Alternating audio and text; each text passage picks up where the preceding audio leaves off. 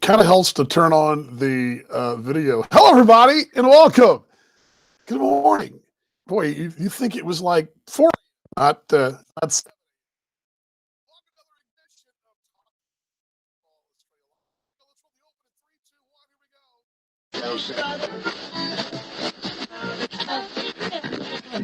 It's Talking Baseball Australia. It's baseball updates you'll really love. The MLB and ABL news you want. With Paul Morgan and Dan Vaughn. It's baseball's best mate all year round. From the batter's box to the mound. Well, I'm here. I do believe, you ever had one of those days that you're kind of winging it? We're winging it today. That's what we're doing. We're winging it. Usually we pride ourselves on being fairly prepared and pretty much ready to go. We're winging it. It has been a busy week for both Paul and I. We do this as a labor of love because we love what we do. We really want to broadcast full time and make a living at it. That's what we want to do. Unfortunately, a lot of folks think of what we do as more of a hobby, which not. It's really what we want to do. Unfortunately, sometimes in this business, you've got to take other gigs. And for example, I work, with the ball club. Of course, I also do substitute teaching. Paul works at the radio station there in Perth. So we often get bogged down. We had both of them got really bogged down this week. So we've got some good ideas, sort of, I think. I'm not sure what's going to happen. So here's the deal. Here's what's going to happen on the show today. Let me give you an overview here. I'm glad you guys are along. First off, good morning to you in Australia. Good evening to you in North America. We talk baseball from an Australian point of view here on Talking Baseball Australia Live. As always, your questions, comments are wanted, and we want those throughout the show, and we'll put those up and do the best we can do to answer those. Paul may or may not be here the whole time. He may only be just for a short moment. So that is kind of what we're doing. It's not because he doesn't want to be here. What we're trying to do is cross with the Heat's live breakfast. Well, it's not live. Well, I guess it is live. It's not being carried live. But the Perth Heat this morning in the varsity bar there are having a welcome breakfast kind of deal. It's a season launch, really, is what we're calling it. And that's going on as we speak. It starts soon. Well, they start walking the door probably last 5 minutes. I believe the program starts 7:15, 7:30. Paul is set to MC that. Now, anytime there's any kind of baseball event in Western Australia, he is the guy. He's the guy. He's the host of the mostest. He's the guy that steps up, and he is always ready to go. So he will be probably crossing with us at some point.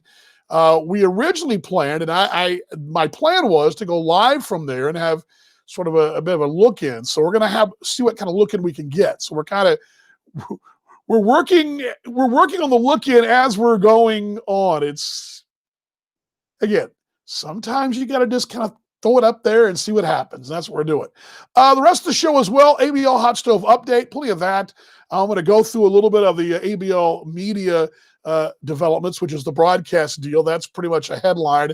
Also give you a little bit of news out of Canberra that happened. Some of you may have seen this already, and give you a little Delman Young talk at the very end of this thing. But I'm going to give you something I didn't really know, as we do a little wisdom, little educating ourselves, little did you know? And I just sort of assumed that I knew the answer to this question, but I really didn't. So we're going to dive into that at the very back end. But anyway, right now the Heat launch is going on at the varsity bar in Waterford. If you are in the West and you maybe you kind of stop by and say, oh, wait, that's going on. It's going on there, the location there, Manning Road down there. I've been there. Matter of fact, I can tell you personally, my mom and my aunt have both been there, and they basically were the life of the pub one afternoon. Gosh, a couple of Januaries ago. But anyway, glad you guys are along as I check in with you here on the screen. I will have going to see Brian out there and others of you guys. Looking forward to having you. I'm actually going to pull this up here. Give me just a second. One of the beauties of being on live is that you got to sometimes shift in your seat. But Brian, good to see you, mate. Again, the Heat having their launch today. I believe all but one of their imports is out of quarantine. I believe. I know that our guest from last week, Nate Gherkin, he and Bo Sussler were out, I believe, Monday or Sunday afternoon, I believe. Because when we had him on the show, it would have been Friday. He was day 12. So 13, 14, he got out Sunday evening, I believe. So welcome them out. And I believe they were in time for training out the ballpark in Thornley on Tuesday. And I know there was some good video out of that. All the teams training. Melbourne, we're going to show you a little bit of that with Dylan Young arriving. I'm not going to show you the video, but I just think it was funny, the Manny thing. I don't know if you guys saw this, and I want to save it probably because I kind of want to do an experiment with this. I want to see if this was what I think it was and not what I hope it wasn't, I guess, is what I don't think it was a Red Sox fan blowing Manny off. I think it was the fact that it was a Red Sox cap on a person who had no idea who the Red Sox were. That's my thinking. But you got a little play over in the States. No, Red Sox fan doesn't recognize Manny. I don't know if that's really the story, but we'll dive into that. Stuart, good to see you. Morning, mate. And evening to you as well. And Paul, again, as I mentioned, it will be hopefully joining us at some point. And here again, he's emceeing. So he called me about a half hour ago. He was on his way from his house into it's probably a 15, 20-minute drive, probably more traffic as well. He was on his way in, and hopefully he'll join us from that Heat launch. But what we'll do in the meantime, I'll go ahead and dive in the hot stove and also dive into the news and notes, because a couple of things have happened this week that I think long-term are both important and from different really angles. So let's start with the one that happened, the most recent piece of news, which would have happened in the last 24 hours. As a matter of fact, Stuart Cable did a great job putting this up on the ABL fan site. And that's how I tell you, Stuart does a phenomenal job. You know, this league may be shorthanded in a lot of places staff-wise, but where it would be without some of the folks like Stuart, I don't know where we'd be. We'd be lost. I mean, it would be a mess. Paul's now trying to sort things out here. So we may actually, he's there right now. So I'm going to go ahead and bring him on the screen, and we'll just hold the hot stove for a moment. But Paul is going to join us as the dog goes nuts here in the house. Baseball's best mate giving us a live look in there. Bit live from we went down to the Varsity South TV, so you can see on the screens behind me I don't know if you can, but season launch for the Heat, of course. Yes. They go that way. So all the players sort of just making their way behind me now. If I can sort of do some form of a camera job. So you're doing it. Down there's the team. So it's along here and along the bar, just behind me. Teams sort of started to arrive now. So all the some of the imports are out of quarantine, DV, and also the regulars that we've known over the years here to talk a little baseball in a minute. So to quote Billy Joel, the regular crowd shuffles in. So is that what's happening? Yes, the regular crowd shuffling. There's sort of that little smell of beer from the night before as well, and adult beverages and good times. So that's also what I smelled at the fraternity house. That was the smell of the fraternity house in college right there. That was I smelled. We'll go in and have a look in here at the Varsity Bar. They got the locker room set up as well for all the guys. So Tony Romo. The old Dan Marino jersey. Cam Newton gets a roll as well.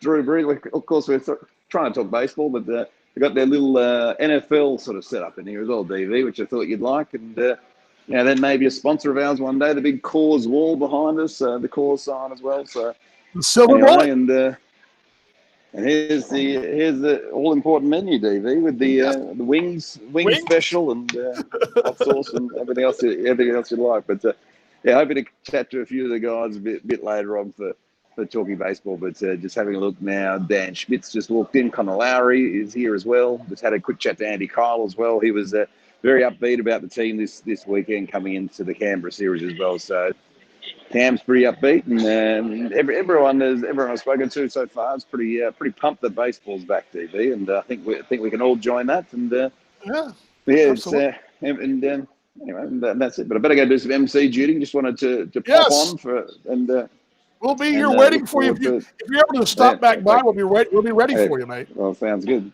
Thanks, DV. All right. There he is, Paul from the Varsity Bar there, Perth. He is. And let me. Can I tell a story real quick? Do you guys mind? Will you guys let me? First off, thanks to my partner there. Yes, love the Varsity Bar. There we go. And it's all because you can see my wife chimes in, and then obviously the wife, and then my mom chimes in. I mentioned yes that one. There's several locations in Perth, and I like the one by the uni, but by University of Western Australia. But this one is in Waterford, and that's the location. My mom and my aunt. Basically, I had to go work at the ballpark, do some stuff in preparation for a home series against, I believe, it was against Sydney. And I think that's what it was. I may have been at Canberra. I forget which one. But anyway, they need to be occupied. And so I drove them to a place to have a glass of wine or two or three or whatever. And they met some fine, nice, upstanding Australian gentlemen. And these two older, I guess, older than me, women from Texas were having a time of their life at the Varsity. But yeah, it's a good place. Many good times there. Okay, let's check in there. Good to see Matt Taylor tuning in from Oregon. Good to see you. It was a cap in Sydney. The guy had no idea. Yes, and that's the thing. Adam, that's what I was going to talk about. That's got a lot of play. I'm going to get to that at the very end, but I have a theory on that. And my theory is, and this has happened to me before. Let me just go ahead and say it now, okay? I'm getting out of place here, but let me go ahead and say it now. I have been in the same situation to a degree that Manny Ramirez was in. He walked up. If you haven't seen the video, and I my bad for not putting it up. I can probably scramble and get it up on the screen for you. But if you haven't seen it, it's made the rounds all across social media, even made the TV stations there in Boston. But he walks up, and here he is, one of the Red Sox great. A Red Sox great, and the gentleman's wearing a Red Sox cap, and he's standing at the pub with his girlfriend. And I should have known when I realized it was an adjustable Red Sox cap. I believe the cap was adjustable. He probably got that as a gift on holiday in North America, is my guess. But I began to think of the times this happened to me. I was wearing a Dallas Cowboys sweatshirt in King's Cross in 2006, and I had a couple of people stop me and say, "Oh, Dallas Cowboys." I knew it. And then I thought, well, heck, I mean, everybody knows the Cowboys. When I saw a guy wearing a Dallas Cowboys jersey a bit later on out at Manly, they're in Sydney. And I said, "Hey, go Cowboys. You like the Cowboys?" He looked at me kind of funny. He just liked the jersey.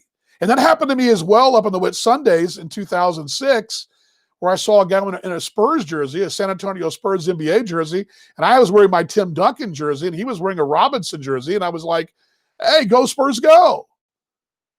The guy looked at me kind of like, "Oh, I just like the jersey, mate." And I'm like, "Oh." So you've got that crowd that just likes the jersey or the cap. I'm not like that. I wear the kits for the teams that I support, leagues I follow. I would never wear for example, you wouldn't see me wearing a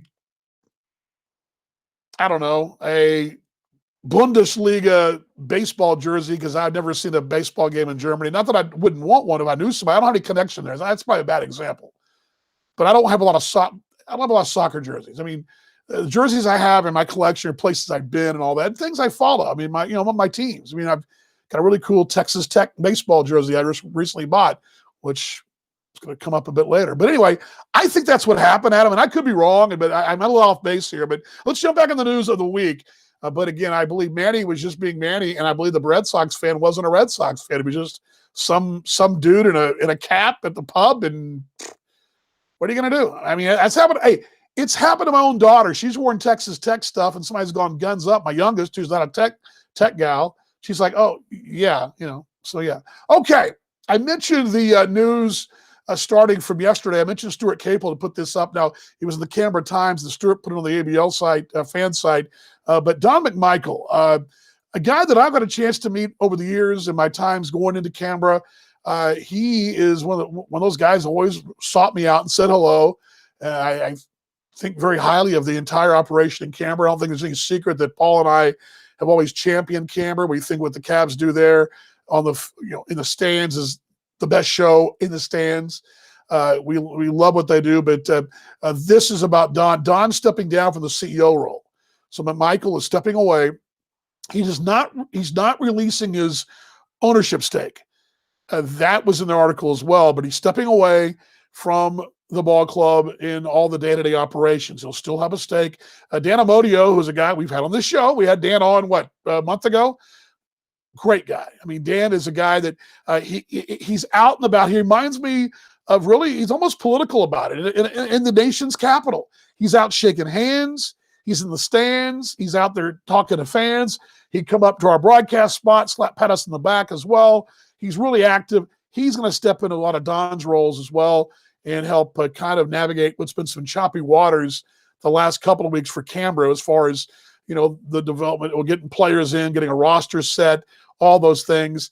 And this is one of those things that it sounds like just a shuffling of the deck chairs in Canberra. Canberra, if you were going to get in this business, that'd be the place to go. I think Canberra is a really attractive import market, attractive market in general because of the size.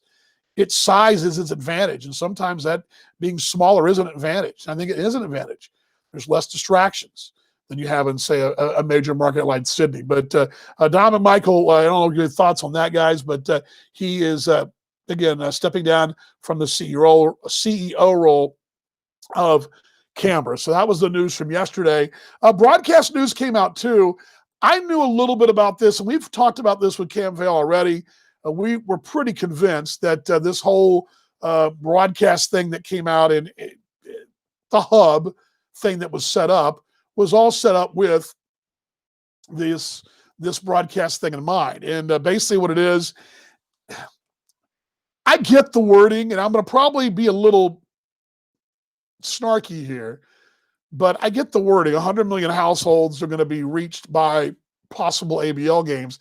That doesn't mean 100 million eyes are going to be watching, but it does mean 100 million households. That means that in cable systems throughout the United States and some very major markets, this option to catch a ABL game will be there in a decent time slot. And I like the advantage the ABL has over most years. Most years, the United States television market in general is very seasonal, meaning spring football very rarely gets much traction, although last year's league, until it folded with COVID, was on track. But usually, spring, summer, that's baseball time. It was different this year because of the pandemic and all the delays. And so we had hockey and NBA playoffs in September. It was a different World Series bubble. But in a normal year, which this has not been, this would probably be kind of like, well, it's a walk the plank thing because you've got so many distractions. College bowl games, the ABL, the chunk of the ABL stretch drive is during NFL playoffs. The NBA is getting ratcheted up. The NHL, you have a lot of stuff going on in college conferences, and the colleges and basketball are kicking in. You got all those things going on, but those are all still going on, but with some hits and misses. We do know there won't be a miss here. We do know the ABL will be playing, and there will not be a danger of, I'm not going to wood, of like what's happened the last couple of days. You've had college football games canceled. You had a game against the University of Texas and the University of Kansas that was just not going to be played. Ohio State and Michigan, a big rivalry game, not going to be played. So you've got an opportunity this time that maybe in years in the past you haven't. In years past, you would have been asking yourself, hey, you're giving them a chance to watch baseball. And one more thing I'll tell you too. The baseball that most folks see in North America this time of year is going to be in Spanish. And then again, Spanish, but this is going to be English broadcast back in North America. That's a big player as well. It's the main reason ESPN during lockdown, when the KBO got going, ESPN jumped in with the English broadcast of the Korean Baseball League to kind of quench the thirst of the American baseball public during baseball season when baseball wasn't being played. So there's a lot of things at play here, but it's usually in a normal year, I would say this would, probably, it's exciting no matter what. Getting TV eyeballs is exciting. But this year is the one year, and this is what we talked about with Cam Vale, opportunities there. Opportunity. And it's there in a strange year to get a few more eyeballs watching winter ball because, and plus the one advantage is you're leading in to spring training. It's something I've always thought the ABL should have done, and they're doing it now, is really with Major League Baseball was a part of things, is push the ABL as kind of a preseason to spring training, because that's really what it is for a lot of guys. because it goes a little later than the Caribbean series and the Mexico and the Pacific League and all that. Puerto Rico, the Latin countries, they usually shut down a little earlier. The ABL basically goes up 2 weeks for pitchers and catchers report. So anyway, all 24 games in the Adelaide and Brisbane hub, the entire playoff schedule, and all 4 women's showcase games will be syndicated across the U.S. regional network partners in partnership with Australian-based premium sports content company Inverleigh, Inverleigh. Heard good things about them. But Inverleigh is basically what they've done, folks, is sold that to outlets in the States who are going to put it on their cable broadcast and their regional cable networks, and that's where you're going to see a lot of this. So that's really good news. Yes, 100 million households it'll reach, and that's the potential reach. And I think believe me, if Major League Baseball had 100 million eyeballs, they'd be pretty fired up. But the potential's there to find new fans. And again, it's opportunity knocking, and it's taking advantage of the situation, something I'm very happy with the ABL for doing. So questions, comments about that. Have you heard anything about the schedule? Will it be announced? American Association, my friends Georgette and Gary up in Chicagoland. No. I do believe there was a draft of the schedule out, but it did not it was sort of on hold because of St. Paul. If you guys didn't see this, and I was going to mention it in passing in the very end, Major League Baseball announced yesterday all the invites to the affiliates, all their minor league affiliates, the AAA, AA, high and low A.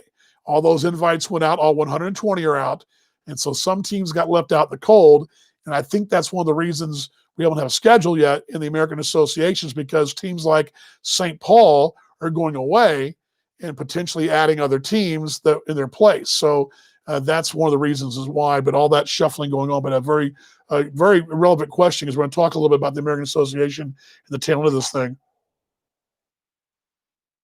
All righty, but questions, comments on that, the good news there. But Inverleigh has been exclusively appointed to produce the live production as well as deliver global syndication. That's a good thing. The ABL has not really had this partnership since Major League Baseball was around. Somebody to take it and syndicate it to an international audience in North America. And that's what they're going to do. As Cam said, it's an opportunity, so give it a go. Yes, I'm right with you, Stuart. That was my point. What I want to do is I want to temper expectations a little bit, because the release tells you 100 million households. That's true. But again, you've got to understand the lay of the land here. That doesn't mean, we're not talking about 100 million people in Korea who have nothing else to watch but baseball. There's a lot of distractions, but in this year, it's an opportunity. I think the wording of it probably should, I think the word households is probably deceptive. I think it meant to be. I think it's true. It's a fact. That's 100 million households being reached, not 100 million viewers, but the potential's there. If you get in the millions, you've done a huge job of this. But yeah, Gary said thanks. Good deal. Tell Gary, give Gary my best.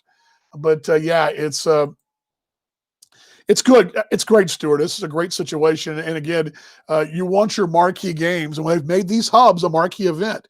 And that's why Cam Vale wanted those hubs to stick the way they were. And I think if you start connecting the dots a bit, you can answer the Auckland problem with this. Let's just think back with Auckland and Geelong, Korea, if they both were in play. You had Korea TV, which that's a seller. The entire country in New Zealand watching the 7-inning Tuatara games on the island. And then you had your two hubs going. You had your hub program, and you had your ABL games in the Australian Conference in their normal slots. You had a lot of TV coverage there worldwide. Multiple languages, multiple syndications, a lot of possibilities. I'm not saying that's all the reasons some of the rift between the ABL and Sydney, the ABL and Auckland. Sorry about that, Sydney. The ABL and Auckland, but I think that you're seeing some of them. There's more to it than what meets the eye, but I think the ABL had they still got a great TV deal here going. That's why those hubs had to go forward. The hub had to go forward to get this U.S. TV-friendly time, because really, you put yourself at 100 million households, but the games run at 2 a.m. Eastern time. I get up at 2 a.m. Central time to watch Perth games and Melbourne games or whatever, but that's me. most baseball folks sleep right through it. And really the East Coast fans like those West Coast games in Australia to get up and have breakfast and watch baseball. It's like Paul and I were talking about if we went on the air a couple hours ago. He's going to get a chance to watch the Cleveland Browns at 9 a.m. in the West on a 7 o'clock game in the States. Those time-friendly works both ways. So I think you got to remember that, that's why that hub had to work with those early starts, because now you've got that early start and you've got a chance to get those folks, to get them away from, the college basketball game was canceled. Well, I'm going to watch the baseball. And it's more opportunities and more things to watch, and that's the idea. And you're going to get fans. And this is a good thing. Let's see here. You don't want 100 million people in your tipping comp. Matt, I meant to get to that, and I'm sorry I don't have a graphic for you. Let me pull that up. I have it on my notes, but I got to pull a graphic in for that. But I want to get to that. You know what? If I send you a link, would you want to hop on and talk about it? Would that be good? I could be happy to let you do that. You would be charged one. Yes. Yeah. $1 entry for every person entering. He'd be there's an old song called "Come On, Take the Money and Run." Remember that Steve Miller song? Ooh, ooh, ooh. Come on, take the money and run. So you get a full service show here. But yes, missed a lot of KBO because, yes, again, I'm with you. The KBO was a great thing, but what ESPN did was convince them to move those games to a little friendlier time, 5 a.m. in the Central Time Zone, which was 6 a.m. in the East. That you can justify getting up maybe at 6 a.m. as opposed to 3 a.m.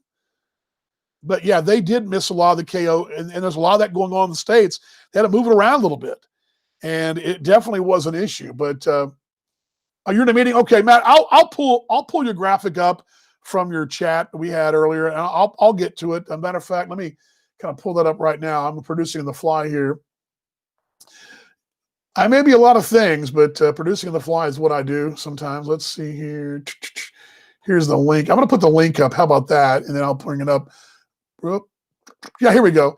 He's got a link, and I'm going to shorten this link so I can actually, I'm going to just copy the link full blast here because I want you guys, I'm going to screen share this. How about that? And Matt is doing a really cool ABL tipping competition.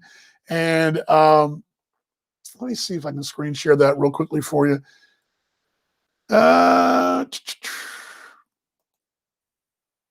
It's Face Your Fears is what it's called. Let me just go ahead and give you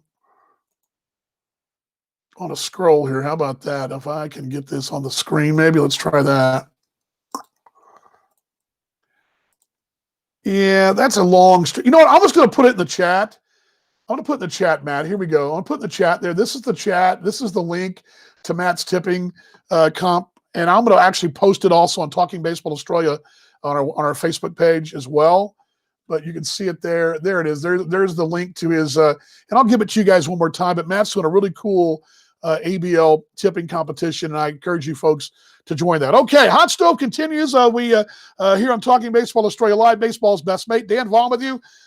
Any more comments? I'm here to listen to those TV comments, and that's all good. Mentioned Dodd McMichael. It's time for the Hot Stove.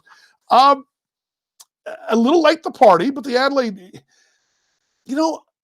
I was looking at the rosters a couple hours ago, and I don't know if you guys have done this, but dang it, there's some pretty good talent coming over.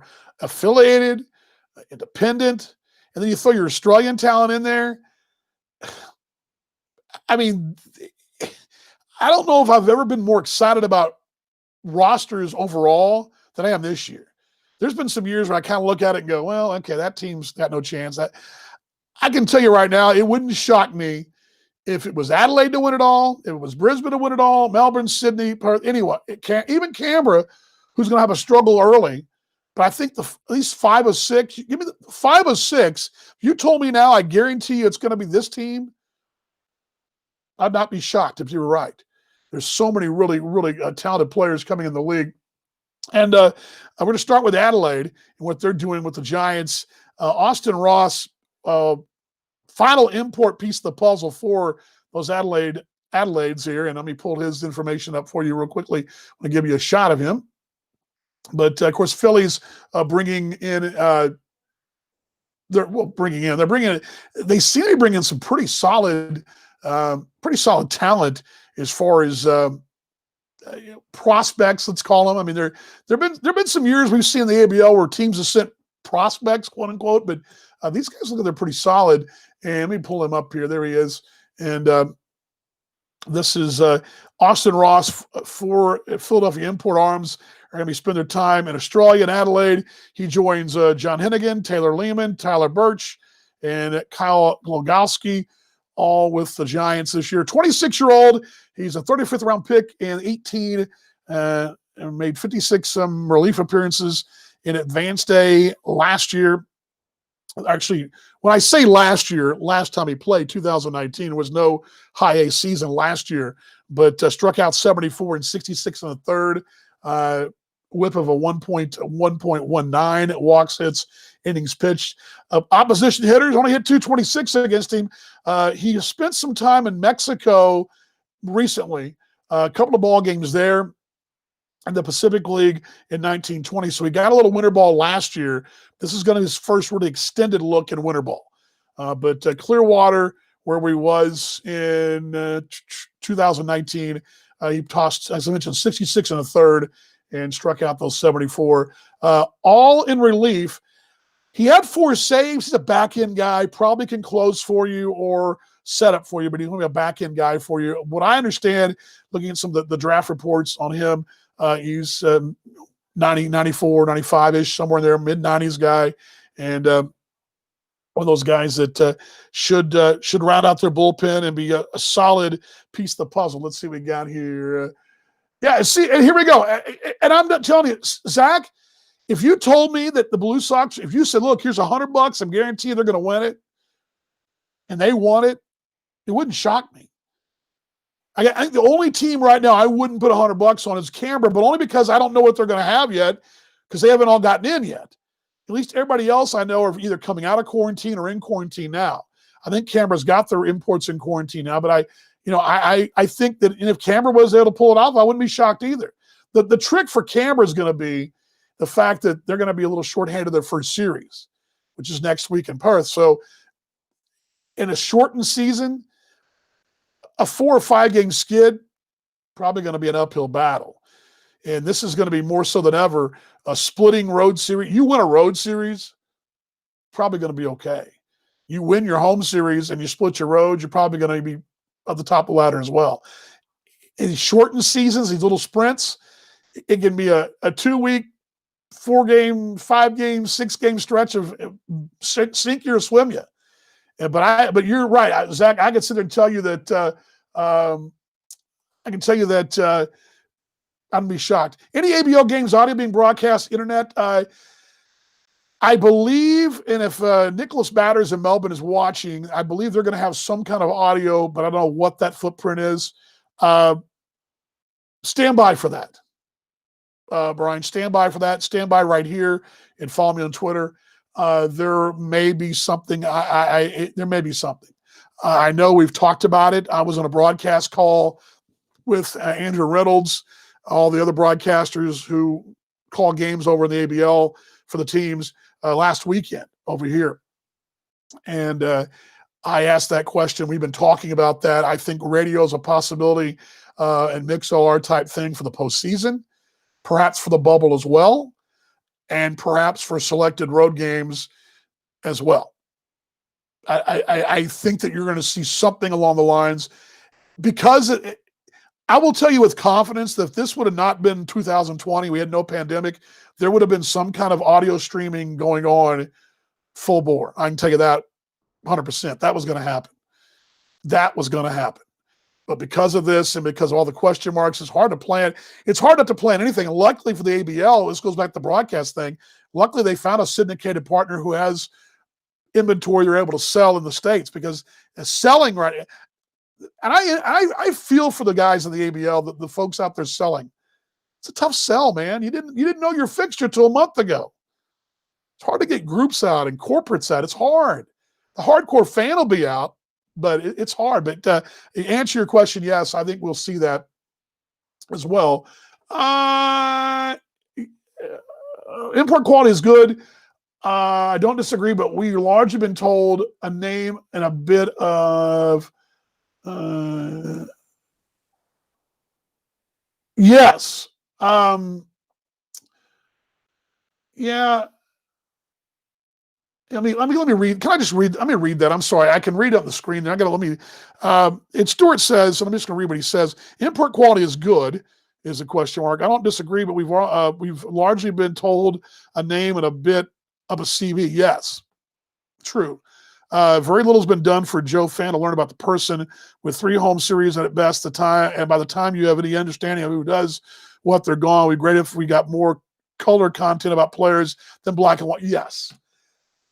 For example, let me give you a good example, Stuart. I think we're on to something here. Aaron Brown is going to play at Brisbane, right? You guys remember that from last week or 2 weeks ago? He's an import going to play at Brisbane. Is that right, Brisbane? Do I get that right? Yes. He's also just been traded from the St. Paul Saints to the Kansas City T-Bones. Something I broke the news on over here in the States for the T-Bone faithful 2 days ago. And I had to dive in and learn more. Well, my job as the T-Bones play-by-play guy is to teach as many update as much to our fans I can get. Of course, but the advantage we have is I got this little window now, but I've also got another 6 months till our season starts. So we're going to be able to take our time to get to know these guys. I'm going to get them on my show with the T-Bone show. We're going to interview them at Media Day. We're going to get to that point, introducing them. Unfortunately, Stuart's right. We've got this player A. Hey, here's Dan Vaughn. He's going to play right field for the Sydney Blue Sox. He hit 331 at AAA. He's a picture on the screen, and he's just another name of another import. And I get it. I totally get it. That's the one handicap this year about this whole thing. You're not going to be able to promote these guys, and they're going to be. You're going to spend most of them spend 14 days in quarantine. What are there, 6 weeks in the country? Then they're out of there. Hard to have fans get to know those guys. I agree with you, and that is something, Stuart. It's a casualty of this year, and it's something I think we should all duly note as folks in the league and as teams in the league, that when we have imports come in, granted we know who Delman Young, the first round pick, was, we know who Manny Ramirez was or is. But do we know who Austin Ross is? Tell me more about Austin Ross besides the Phillies farmhand. Does he like chicken or beef? You know what I'm saying? I mean, is there something quirky about him? Is he like to skydive? I don't know. But you're right there. You're right there, Stuart. I believe you're right on track there. I'm going to do a little something, give you guys a little something here, though. We're going to stay at Adelaide. Now, this is what I'm talking about. Now, this actually hits me pretty close to home here, as I definitely going to hit close to home on this one. So allow me to give me a little leeway here, because I'm actually going to put this up on the screen for you guys. Bring this down. I'm going to take this off here. Do you guys see what this is? You see that? Is it coming to focus? That is my university ring, my college ring from graduating college, right? Now it's hard to tell with the camera there. I got it a little close there. But you guys see it? Texas Tech. I'm going somewhere with this, so trust me. Here we go. I'm wearing the college ring. So this is exciting to me. When I look on the ABL website yesterday and I see a picture of a guy in a Texas Tech baseball uniform, and I went like, wait, that's Grant Little. That's Grant Little, the Red Raider, the Padres farmhand, who's going to play in Australia. He's from Midland, Texas. Went to Midland Christian, was an All-American at Texas Tech. Was a Padres, I believe, 78th pick in their draft, in the draft, I believe. What was it? 2018. It was a second or third round pick. I believe that's correct. But I see this. I'm all excited. So let me roll through that. Give me a little leeway here. Going to give you guys the Texas Tech baseball story. Texas Tech is terrible in football, but really good in basketball and really good in baseball. And this guy, Grant Little, second round pick at 18. He is, yes, you saw the picture of him on the ABL website, hands in the air, wearing that Red Raider jersey. I was so fired up to see that, and to see a guy from my alma mater, a Red Raider, getting to play in the ABL, and I'm looking forward to. I'm hoping that I get to get over there to the hub and get a catch up with Grant. I don't know him, but I'm looking forward to getting to know him just to talk a little Red Raider baseball. But 258 in both minor league seasons, the last 2 years in Tri-City and Fort Wayne for the Padres organization. At Texas Tech, he hit 354, 14 homers, 111 RBIs in 118 ball games. And he was second on Tech with 77 driven in his sophomore year, which when he was drafted there also was a good, very good high school football player at Midland Christian in Midland, Texas, which is where, this is the color we're talking about for imports, right? Midland, Texas, you know what Midland, Texas is famous for. That's where George W. Bush and Laura Bush met. And that's where she taught school, and he was working in oil back many, many moons ago before his dad even became president. How about that? That's Midland, Texas for you folks, and a very good baseball town as well. A home of the Midland AA club. For many years, the Cubs were there back in the 70s and 80s, and the A's have been there for really about 15, 20 years. Let's see. They all need TikTok accounts and follow them like Rachel and Manny's Daily. Again, there's some really good things. We talked about this last week, and that's what we're talking about. And I think it's one of those deals where it costs nothing to try, but it does take manpower. I mean, I know a couple of teams out there that have one person in their office. It's hard to do it. It's hard for me as a T-Bones guy doing all I need to do with the T-Bones. That's why Morgan Kalinda, who's our marketing director and social media person, we work together. And it's impossible for Paul and I as a duo to do this show and do what we're trying to do alone. We need help, but we don't have, it comes to resources as we grow. And again, these front offices don't have some of the resources others do. And it may not be just resources, but it costs nothing to try, but it is an undertaking. And those videos that they're doing with Sydney are great. Very good stuff, by the way. More on Matt Little real quickly here. Again, spent 2019 in Fort Wayne. One thing to remember about all the imports, again, this is going to the Adelaide Giants, Grant Little. Most of these guys have not played since 2019. There are a few. Remember we talked last week to Nate Gherkin, who hadn't pitched since 19 either. He's not alone. A lot of these guys have not played since 19, and they're itching ready to go. And one more thing you're going to see with a shortened season, you'll see these guys play the entire ABL season, where in years past, some imports would leave. That didn't happen this year. These guys need that, especially a guy that's a second-round pick. A little more about little two. What can I put up here for you guys? I want to brag just a little bit more. If you let me brag one more time, can I do that? This is the Texas Tech baseball. Why I'm so proud of them, that's 4 College World Series appearances right there in the last 10 years. I mean, and when I was in school, they were dreadful, and now they're really good. So welcome, Matt. See, there's some color for you. It hit me right in the strike zone there, didn't it, Stuart? But let's move on here in the hot stove, talking Baseball Australia Live, baseball's best mate. Glad you guys are along, as Paul is right now emceeing the heat launch there at the Varsity in Waterford. I am in our North American studios here, talking ABL baseball and all that implies. But all need those TikTok counts. I'm with you, Matt.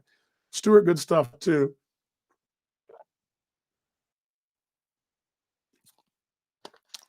Wow. All righty, let's move on to Canberra. Now, this is a guy I had forgotten. Let's go ahead and tell you more. They bring in a guy who pitched the big leagues, I believe in 16, Sean Moramondo with the Cavs. Going to pick him up, 28-year-old, 2 appearances in Cleveland back in 16, but 190 minor league games. This is a guy that's got mostly starting under his belt. This is a veteran guy. This is a guy that that you're going to look at, I think, and just looking at his numbers on paper and looking at his pedigree.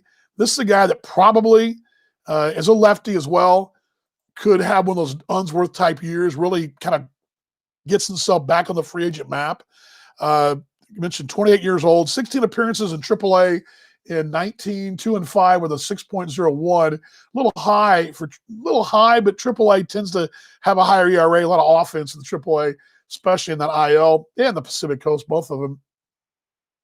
His debut, he was 15-5 at Double A and Triple A in 16. So his middle was really the middle part of his minor league career was pretty solid.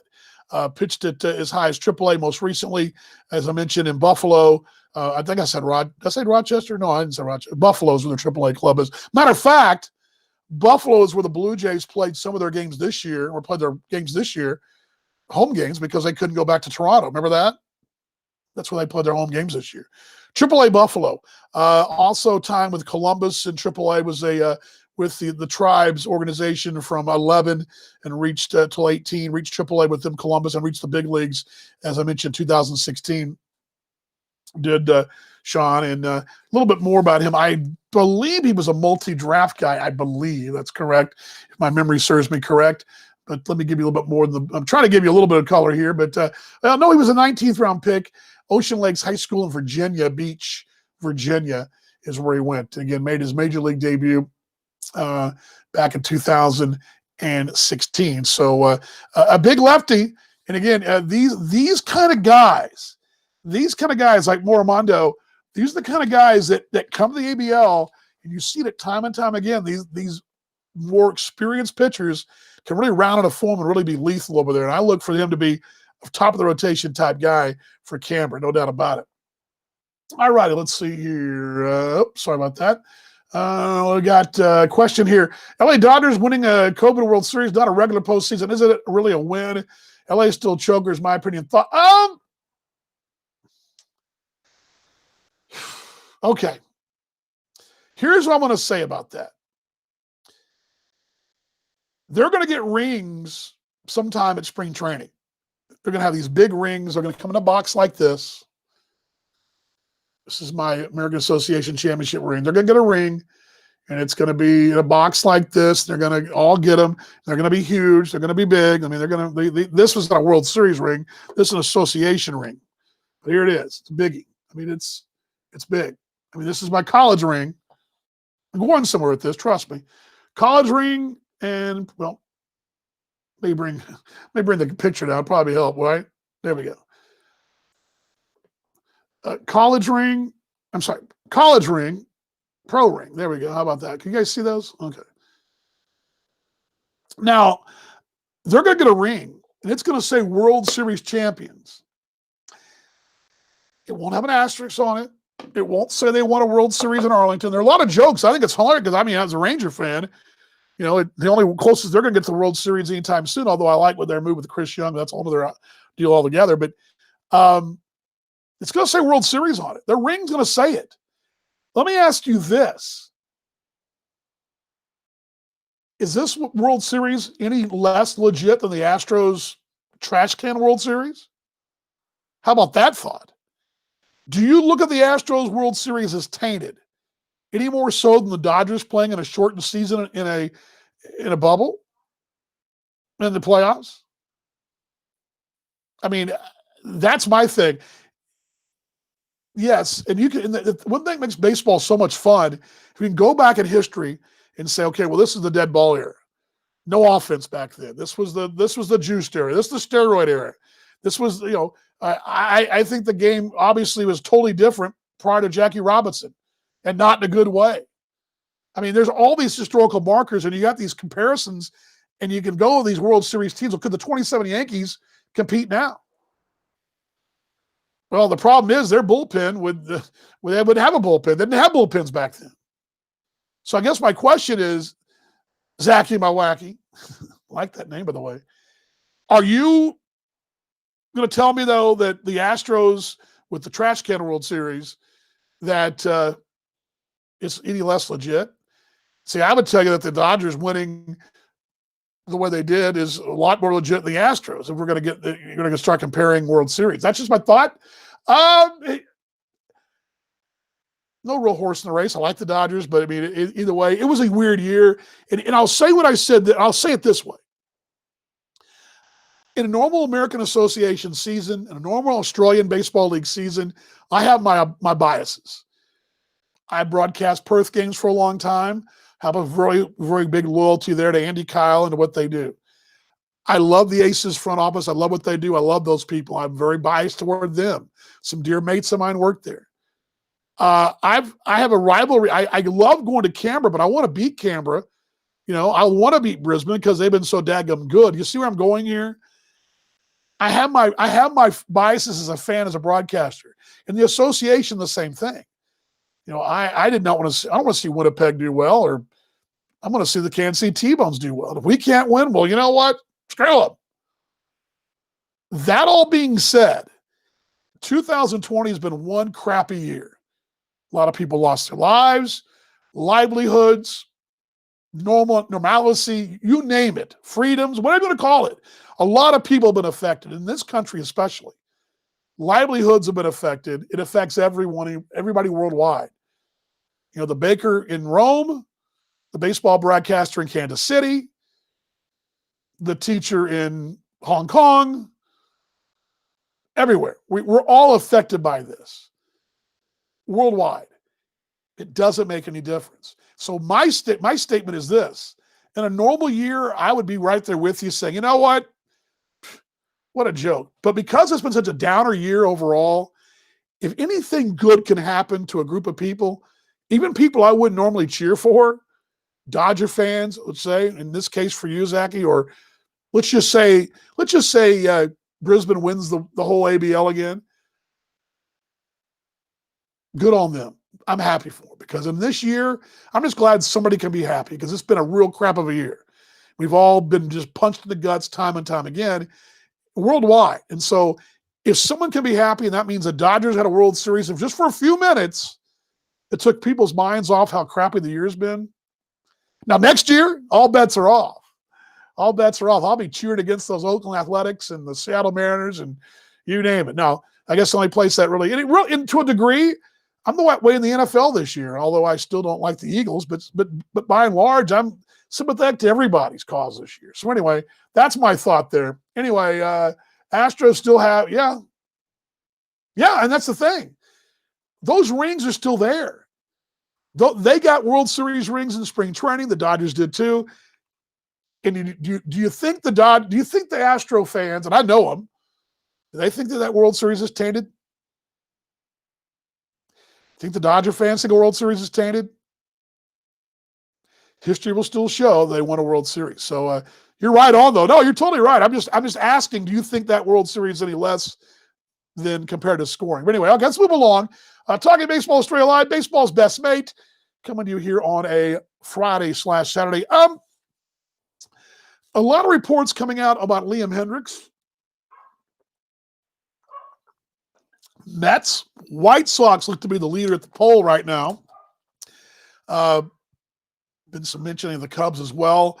Liam, though, congratulations. He keeps chalking up award after award after award, and I love to see his response. I don't know if you guys saw this, but Liam responding, he was named the stellar season by being named the All-MLB team. Of course, he was All-MLB second team last year.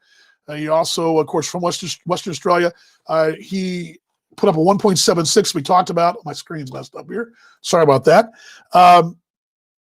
This is a vote, though. This all-MLB team is decided by the fans and experts who are asked only to consider the performance of the regular season. So no postseason. These are not postseason numbers. These are regular season numbers. It's a split poll. Writers, fans. So he garnered enough from both to be recognized for his regular season work. To me, that's pretty cool. Pretty cool. I mean, that's a pretty cool deal. Was named the 2020 Mariano Rivera AL Reliever of the Year as well. Also in 19, was a big part of that A's playoff run last year before last. And a free agent. And I love his quotes. Did you guys see his quotes? We'll just let it play out. What will be, will be. I'm not going to hold my head on a certain number. Wherever it goes, I'm going to give it my best. Hopefully win a ring. Is he living the dream right now, or is he living the dream? Would you like to wake up one day and be Liam Hendriks? Just wake up and say, wait, I'm Liam Hendriks. I was reliever of the year and all-MLB team, and I'm a free agent. Pretty good little life right now. I mean, there's not many athletes can be sitting in a better spot than Liam Hendriks, but good on him. And congratulations to Liam Hendricks there. Okay, talking about things that are happening around the league as well. A scatter shooting here on Talking Baseball Australia Live, baseball's best mate. I love some of the things that are going on. We talked with Matt a moment ago with what their city's doing with those TikTok videos. I love a good cold beer. As a matter of fact, I'm doing a beer review on my Facebook Live show tomorrow, my personal show. I love a good beer. I made a stop today at the beer store, and I did a little research and looking around. But a beer garden for those Melbourne Aces. How about this? They just keep coming up with more and more things, and this is something that you wonder if we had a full preseason, what these sales might be like. But this is striking when the iron's hot. Hey, you know what? Let's throw it out there. Let's get people out there. The beer garden, I love it. Newest exclusive group seating area, perfect for games of any kind in the group. Holds up 25 people, $55 per ticket. You get entry to the game, your own private seating, next to the action, and drink coupons for 4 drinks, beer, wine, soft drinks per person. Catch those Aces representatives standing by to take your call right now. But I think it's cool when you get those beer gardens and just those VIP sittings. And again, what they're doing is the right thing. Getting groups, getting group sales, getting group tickets. I firmly believe in that. This game, yes, will grow by being on internationally. I firmly believe the international broadcast is the best way to help grow our league, growing it internationally back into our country, back into Australia, but also at the grassroots level by getting out, knocking on doors and doing group sales, doing VIP seating. It's the kind of thing I love to see, and it's really cool to see that from those Aces as well. Also, you guys may have seen this. Sure you did, but Delman Young is back. He is back in the fray. They were working out with those Aces this week. Of course, all the teams have been really going at it the last couple of weeks, but Aces have really done a really good job of getting those videos up with Nicholas Batters have been putting those up, showing the workouts. But here's Delman there at the ballpark at Altoona this week. And it got me thinking. Yes, Dan, you were thinking. Delman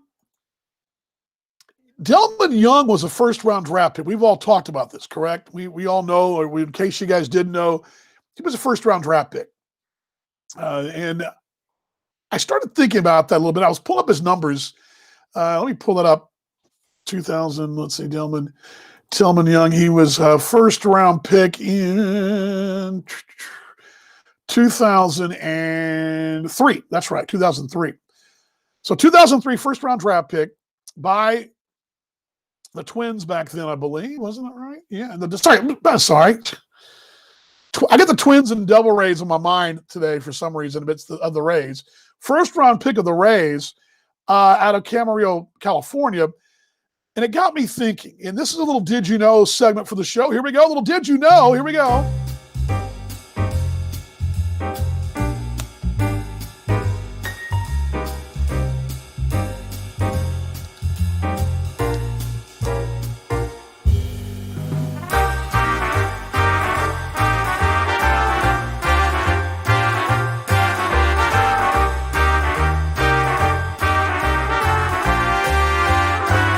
All right. Did you know?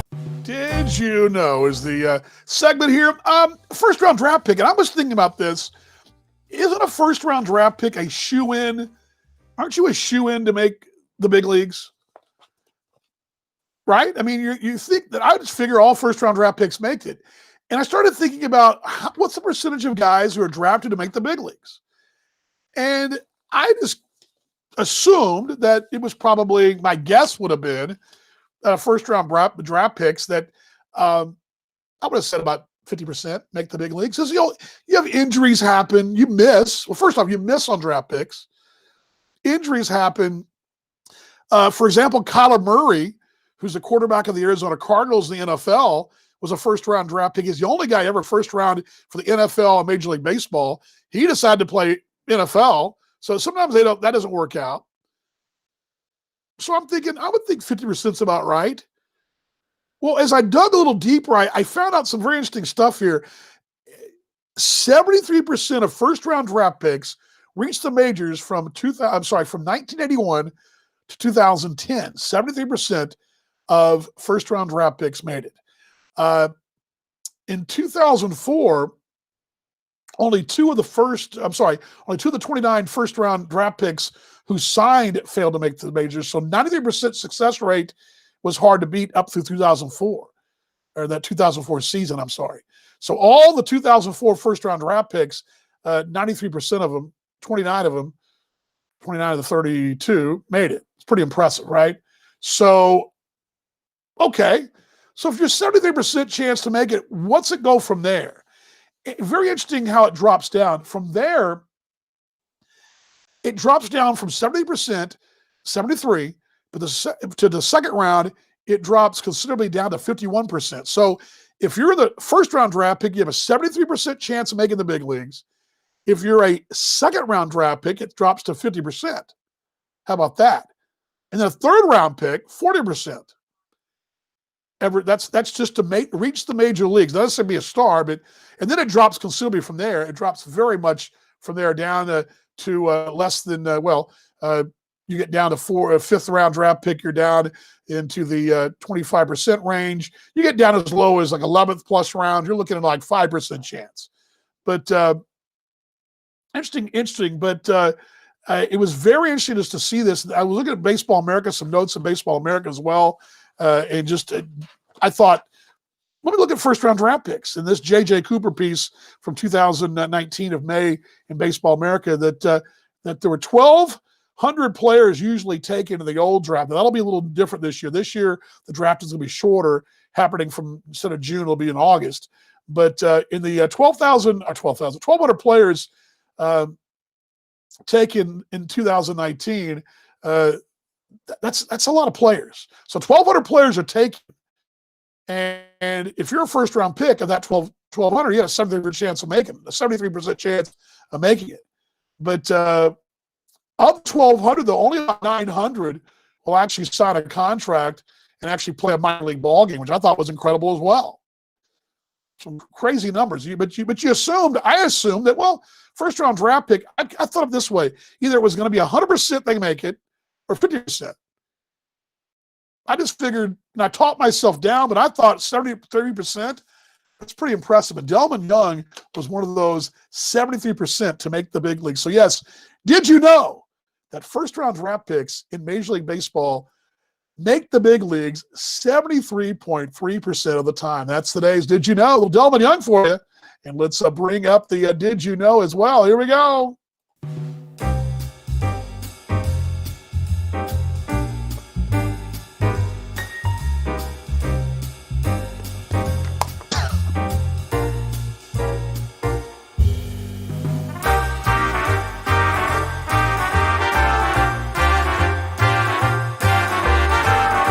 Oh, yeah. I need one of those little skinny microphones that Bob Barker, the Wheel Price is Right, used to have. You ever seen that? The old school 70s microphone, like a plaid blazer and a big wide 70s tie, that talk show game show host. Anyway, talking baseball, Australia Live, baseball's best mate, rounding third, heading for home. You're going to see the Bowser out there as well. Any questions, comments from you guys? We're ready to kind of give you guys one last call here. I thought Paul might jump back on with us from the varsity, but he may still be. They're a little after their top of the hour there. But I was kind of stalling here. I'm I visited the mound multiple times. Now I'm looking out from the dugout perch, telling my catcher to go talk to the pitcher. I'm stalling for time here. It's trying to buy a little time to see if Paul will jump back on. Coming up next week. Now, next week is opening weekend in the ABL. Of course, Canberra and Perth will be starting next weekend. The 17th, 18th is the weekend that the schedule. Let me pull that up for you, too. Give us a look toward that weekend. Can you believe? After all this time, and it's up and down, are we going to play or are we not? No. We're going to play. Next weekend, Canberra will visit Perth, and then you've got Melbourne at Sydney, and that'll be next weekend. Of course, the hubs don't start till the 5th for Adelaide and for Brisbane. They both got a little extra time there to get ready. And let me throw this question out to you while we're rounding third here. Do you think this scheduling is an advantage for one team over the other? For example, obviously Perth and Canberra playing this weekend. Canberra not having much time to get the gang together anyway. Perth just started training a couple of weeks ago. Do you think Adelaide and Brisbane have an advantage, especially Brisbane? They've been playing, it seems like, for weeks.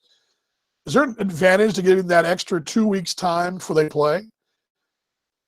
Or would you rather jump right into it, and when you play those clubs down the line, you'll be that much further along? I don't know if you can make a case for either one. I think to a degree, you got to feel pretty good if you're Adelaide or Brisbane, because if those other teams start slow or whatever, and they're ready to go. But of course, they're playing those at hubs too. So I mean, that's part of that. They have the big hub hosting as well. So anyway, I don't know. I just think that there's something to think about. But again, next weekend, the Aces and Blue Sox, the way it should be, right? Those two bitter rivals. And then Canberra and Perth have got a pretty good rivalry as well over the years. Most, of course, the 12-13 ABL championship. Canberra won their only Claxton Shield in the ABL then against the Heat. And of course, Heat came back, took care of them the next year. Then they beat the only team to come west and win a playoff series was 2 years ago when Canberra came west and won over Perth. And the Heat tried to return the favor in the wild card last year and lost the wild card game in Canberra. So these two teams have a playoff history, and they're going to renew that in opening day 2021 next week. All right, last call, questions, comments here. I don't guess Paul will jump on, but I'm going to give him one more, just see here. Paul, I'm stalling here, mate. I don't know if you're going to join us or not, but next week we will preview more of the Australian Baseball League to a degree. It'll be more of a morning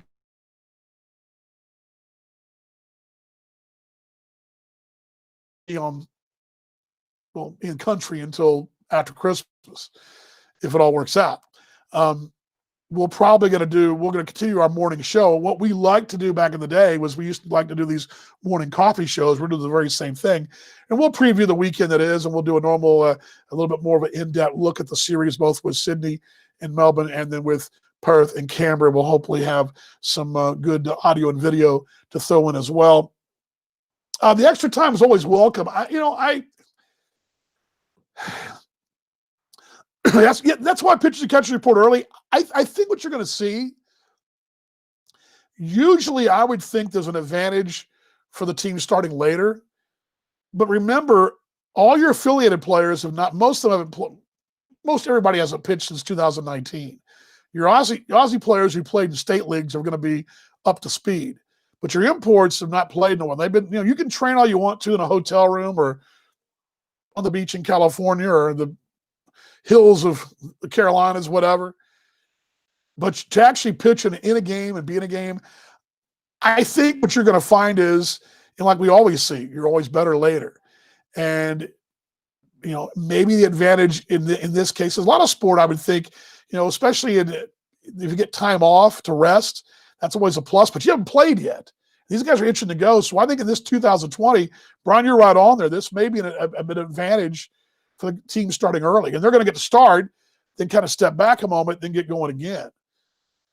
I mean, I toss that out there. It may not be that big of a deal, but it may be. We'll see how Chayton's out here. I don't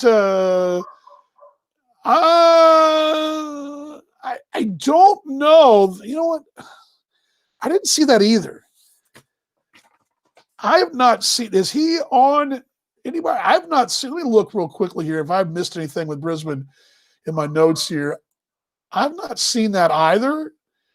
But I will tell you this, and I'll just give you this, what I do know. There are some players out there that have not been announced that are already there. I do know that. But I don't know if he's one of them. I just know there are a couple that are there. I know, that's what Paul and I talked about last week. I know a player that's going to be playing the league that's not been announced, that's in quarantine, but has not been announced yet. And I think there's not, that's not the only one. So, it may be one of those situations where, and also I can see a scenario where a late arrival, you don't want to make a big deal of it until he's out of quarantine as well. So, it's a crazy year. And remember, there's a lot of these guys, a lot of these teams, Brisbane included, put these list of players together very early to get them in the country. They may have another wave coming in. I don't know. We'll find out about that. We see if and anybody else out there has seen that. I have not seen that anything. I know they got the Brewers guys in. I did see that. That was something we talked about last week, but yeah, I've not seen anything either. So it's a very good question. But anything else here? Anything else in the last call here as we wait around and see if Paul will slide back on with us. But yeah, the ABL season is around the corner. I would like to have your picks next week. And I know, of course, we mentioned earlier that there is that tipping contest. Let me give that to you one more time as well. Where did I put that? Here we go. This is the link to the tipping contest that Matt's got going on. And it's right here. Put that up on the screen there for you guys. So check that out. And definitely get in there. But I don't see anything else here as I'm kind of stalling here. Again, next week, we're here every Friday morning. It's 7 a.m. in Perth. Now, somebody asked me, why is it that time? Well, that's where Paul is. And it's his work schedule. I'm in North America currently. And it's really more around Paul's schedule, not mine. So, and then we do this. Of course, you can watch us on replay. And we do our call to the bullpens every couple of days as well on our Twitter page, on my Twitter page. So yeah, check that out. And that's the tipping comp right there. That'd be a good thing to get involved in. I love that stuff. Love it. I'm involved in a pick'em thing as well in the NFL, and I love that stuff. So all good. But exciting stuff coming. I can tell you that. It's going to be a great year. Looking forward to seeing all you folks in person at a ballpark near you. Hopefully the ones I get to this year. Hoping to do that. But we'll be on again next week, 7 a.m. in the West. Adjust your timepiece accordingly. And we'll definitely get you guys set up for the Heat and the Cavs and the Aces and the Blue Sox opening weekend of the Australian Baseball League. Anything else? Last call. Paul, you out there, bud? You out there? He must have really been long-winded in his speech today. He must have been really going at it. But Paul is the ultimate master of ceremonies. I'm kind of like, he's like the ultimate talk show host. I'm kind of like the guy that comes on and does the entertainment for a few minutes, then leaves the stage. That's kind of what I do. So I guess I'm the comedian of the bunch. Maybe, I don't know. All righty. Last call there, Paul. Paul. No. All right. Okay. We'll see you guys next week.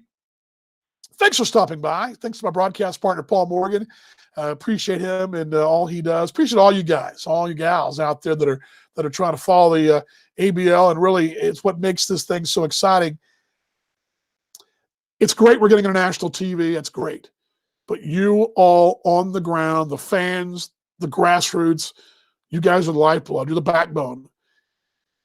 And we need all of you. We need all you guys. And so much thank you to all of y'all, what you do, all your different, there's like 3 different fan sites, and just love all that energy that you guys bring to the table. Keep doing it. Keep cheering for your team. Keep fighting on. And most of all, as I tell everybody over here and every time I go off the air, let's love more tomorrow. We love today. Let's be better baseball fans tomorrow than we were today. Just keep getting better. Virtual hugs to everybody. Let's show some kindness. And yes, we'll be enemies on the field, but friends and mates in the stands, right? That's what our motto is. Mates in the stands, enemies on the field. How about that? Let's all keep getting better and better. Have a great rest of your day on Friday. Enjoy it. And we'll see you guys next week on Talking Baseball Australia Live. Baseball's best mate. See you on the next broadcast, everybody.